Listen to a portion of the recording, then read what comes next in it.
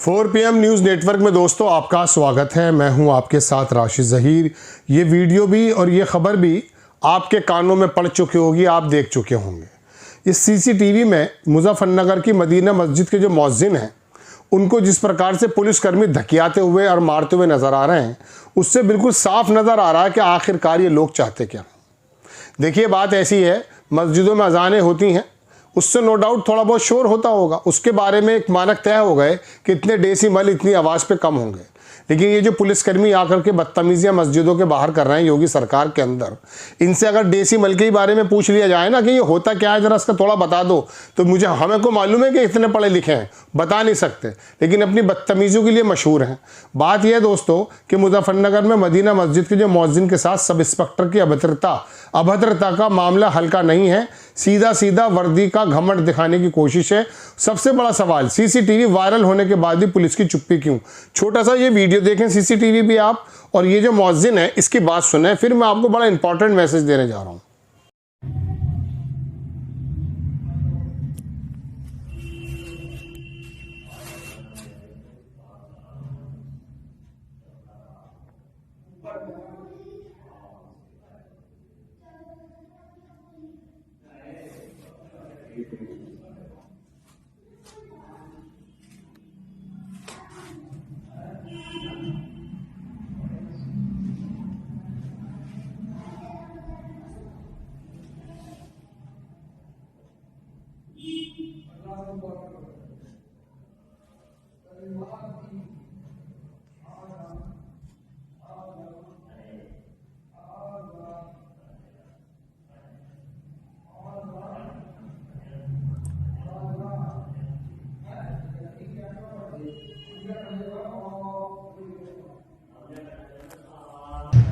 अजान पड़ के यहाँ गेट में अजान पड़ के मैं यहाँ से 2 लड़के पहले ही खड़े थे पुलिस वाले, तो उन्होंने कहा अब अजान नहीं हो गया। मैं कहा जी अजान तो होने वाली है अभी। तो मैंने अजान पढ़ दी जाके, तो मैं जैसे अजान पढ़ के यहाँ गल्ला रख रहा था, तो आते ही उसने पता नहीं उन्होंने पुलिस वालों ने उन्होंने फ़ोन करके यहाँ बुलाया। तो जब ये 3-4 और आ लिया, दरोगा आ लिया, तो यहाँ के अल्लाह अजान की परमिशन किसने दी। मगर अजान से पहले से ही हो रही, पहले माइक पे हमारे वो थे और माइक लगे थे, हमने उतार लिया उनके कहने से ही। फिर एक माइक की इजाज़त दी थी और परमिशन भी हमारे एक पे ही है। तो उन्होंने कह लिया परमिशन कहाँ है, मगर ये लग रही, तो उन्होंने परमिशन उखाड़ के फेंक दी।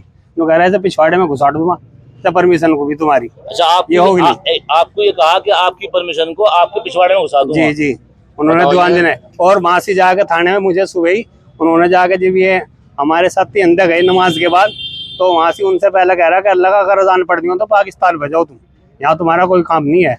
दरोगा ने कही ये बात उसने, जिसने मेरे बजाय आया सी, और यहाँ मेरे मारपीट की साथ में और मारा भी। देखो चोट लग रही है, अभी देखो निशान है, ये रहा पैर में लग रही निशान, देखो। और वीडियो कैमरे लगे हुए हैं बाहर भी, मोटरसाइकिल पे उखाड़ के मेरे से 2 मुक्के यहाँ मारे। देखो अब तक दर्द है, एक्सरा करा लो, रिपोर्ट करा के इनकी जांच हुई। और आंख पे भी यहाँ देखो, यहाँ से निशान है, और यहाँ भी दर्द हो रहा आंख पे, क्योंकि मुक्का मारा उन्होंने। कैमरे में कैमरे लगे हैं। आपके माध्यम से हम ये पूछना चाहते हैं कप्तान साहब से, एसपी साहब से, एसपी सिटी साहब से। अभी हम लोग उनसे मिले हैं, उन्होंने ये कहा है कि हम जांच कर रहे हैं।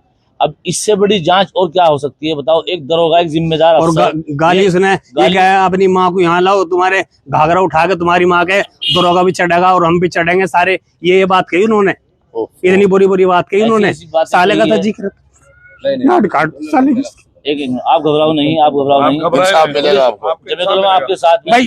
चलो कानून है, हम मान ले कानून है, मगर ये थोड़ा साले गाली दे और मारे इनके। गाली देना कौन सा कानून कहाँ लिखा है बताओ, हमें दिखाओ, नहीं जानते कुछ। ये कहा है हम हाँ मेरे मारे ये मुख्य वीडियो मारे थी, कैमरे लगे हुए हैं यहाँ से, और यहाँ से पकड़ेगा घसीट के मुझे मोबाइल, और वहाँ भी कैमरे लगे हुए बाहर, वहाँ मुख्य बजाय मेरे कमर में। आप बिल्कुल न घबराएं, जमीयत आपके साथ है, शाना बशाना तैयार खड़ी है इंशाअल्लाह, और हमेशा हर हाल में तैयार खड़ी रहेगी। देख लिया आपने दोस्तों ये दोनों चीज़ें।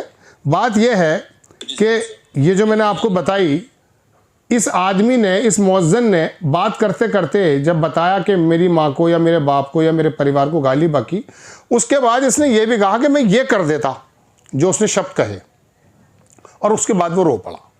आप क्या समझते हैं, क्या इसके मुंह में ज़बान नहीं है, इसके हाथ नहीं है? दरअसल ये सत्ता के अंदर बैठे हुए लोग अगर ये दिखाना चाहते हैं कि हमारा तंत्रों पर कब्जा है, हम सबकी ज़बानें बंद कर देंगे, सबके हाथ पैरों पे कंट्रोल कर देंगे, नो डाउट कर सकते हैं। लेकिन याद रखिएगा, ये लावा अगर किसी दिन फूट गया ना तो फिर ये तंत्र वगैरह सब रखे रह जाएंगे। ऐसा होता है। मुझे अपने प्रदेश की, अपने देश की चिंता है, इसीलिए मैं आपको आगाह कर रहा हूँ, बता रहा हूँ। इस मुअज्जन के मुंह से निकलते निकलते ये बात भी निकली, प्रतिरोध की बात। देखिए ये है बात, और प्रतिरोध करने के बाद वो रो पड़ा। क्या समझते हैं आप? क्या समझाना चाहते हैं आप? देश को, प्रदेश को किस तरह से ले जाना चाहते हैं? कश्मीर का सांसद वो इंजीनियर करके बोल रहा था, उसने कहा आपको हिंदू राष्ट्र बनाना, बना लो, इस तरह से हाथ जोड़ करके बना लो, लेकिन हमें बीच में से जो हम पीसे जा रहे हैं कश्मीर में, हमें पीसना बंद कर दो। पाकिस्तान से आप सिंदूर का करते रहिए, हम किस जो है 47 के बाद 15 साल बाद मेरा बाप पैदा हो, इस तरह की बात उसने कही। हम किस मुसीबत, हम किस जुर्म की सज़ा झेल रहे हैं?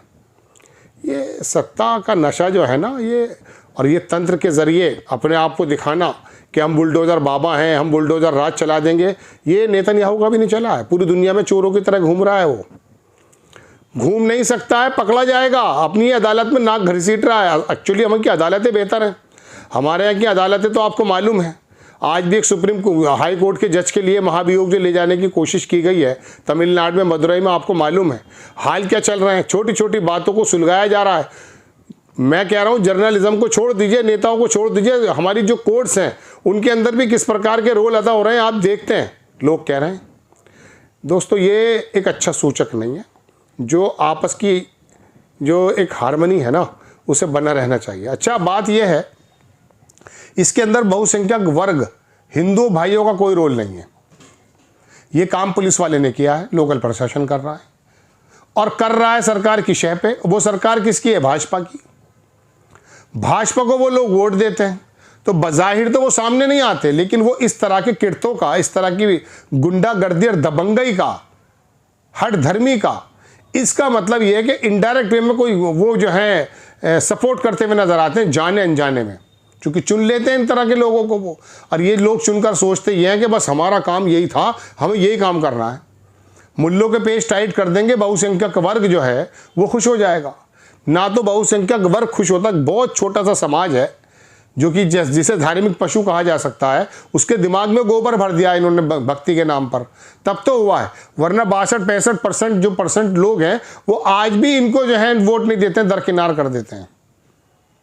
और जो 35, 36, 31% वोट मिलता है, उसमें से 20% वोट तो दोस्तों ऐसा होगा, 15% जो मजबूरी में जाता है। क्योंकि विपक्ष के अंदर भी बहुत बड़े बड़े बागड़ा बिल्ले बैठे हैं, नाम क्या बताऊंगा आपको, उन पर विश्वास नहीं है। गुंडाइयाँ की हैं उन्होंने भी, घोटाले किए हैं।